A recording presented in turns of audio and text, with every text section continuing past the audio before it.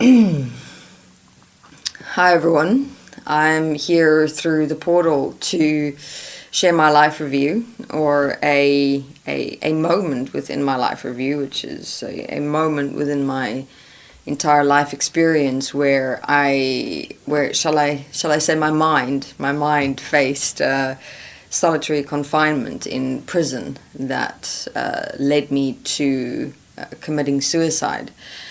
So, in this video, I would just like to share, the interdimensional physical perspective. What do I mean by interdimensional physical? Is that, when you cross over and you walk your life review, you get access into the multi-dimensions of your mind, your consciousness, your being, your body. So you actually see, how much you consist of and exist as on a mental level, so much more than most people are consciously aware of, today. So I'd like to share, because it was fascinating to observe what happened to my mind when and while I was in solitary confinement. And the reason why I'd like to share this is to assist and support, for those of you who are walking process, for example, to essentially grasp and understand, why it is so important to be grounded and stable in this physical reality, why it is important to connect with people, in physical interaction or communication, and most importantly, within it all, why it is also necessary and of necessity to reflect on your own thoughts, your own emotions, your own internal processes. So, look, in terms of solitary confinement, the consequences thereof, let's have a look at the consequences of it on a global scale. Prisons in themselves, any a method of psychological or physical torture that's being used on, criminals or the enemy.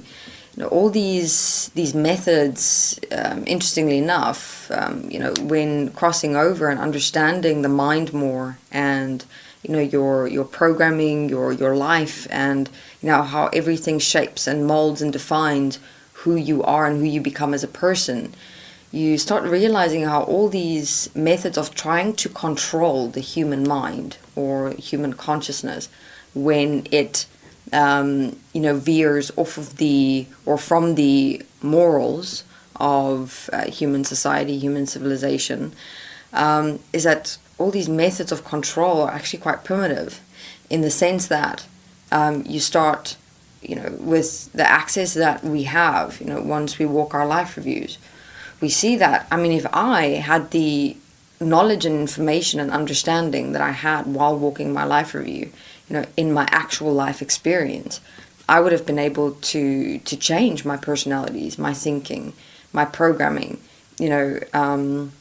be aware on such a level to realize the consequences of my thoughts, my actions, my who I was, how I was, why I was, how my genetic programming from my family lineage influenced my consciousness, my mind, to such an extent to shape me into the person that I had become, to lead to the actions that had where I ended up in prison, in solitary confinement.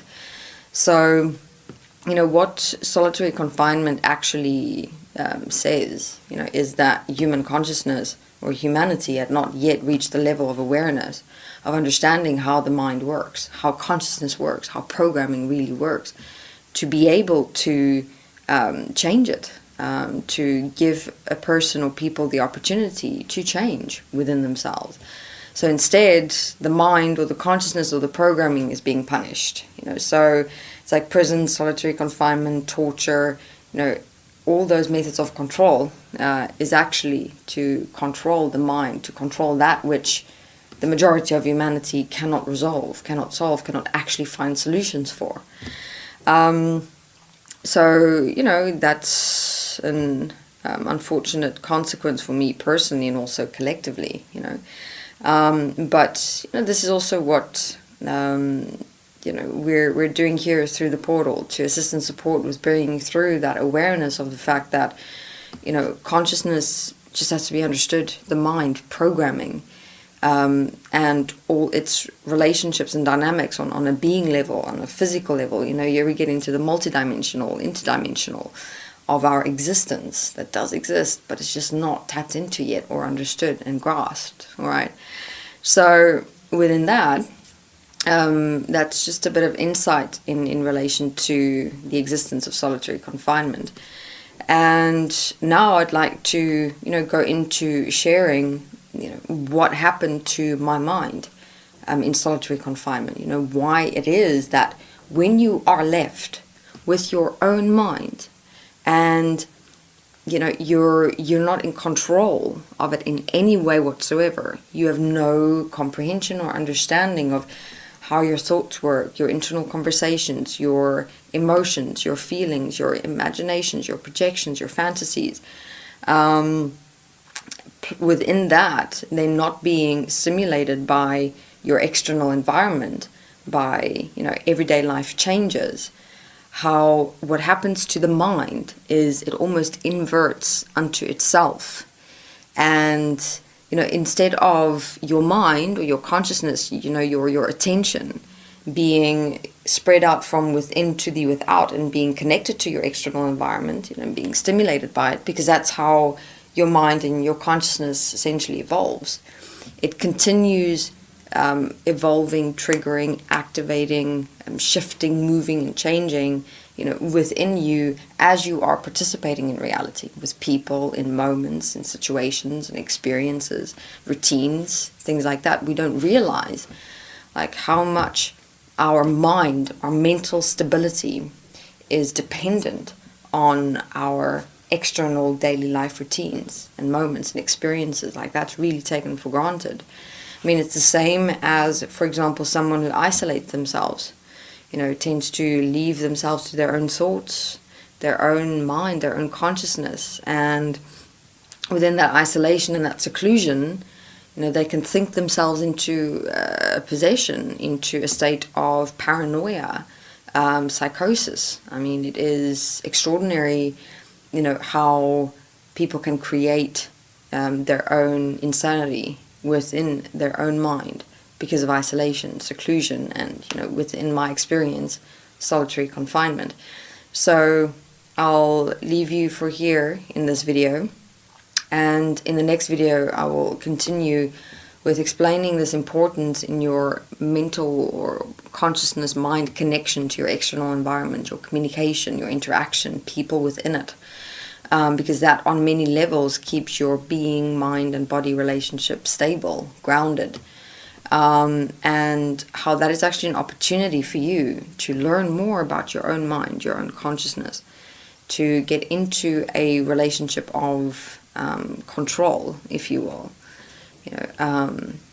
Because, I mean, even within my experience, it's proven, I after a couple of days lost complete control of everything inside of me, in my mind. It went haywire. There was just chaos, and I couldn't get myself out of it, even though I was aware of what was happening in me. And that was the most scariest of it all, where I could see the insanity, I could experience it, but I couldn't voice what my awareness to anyone in my surroundings, because my mind had completely taken over my being, my awareness. It's like I was locked inside myself, not being able to speak, but being very much aware of everything. All right, I'll continue more in the next video. Thank you very much.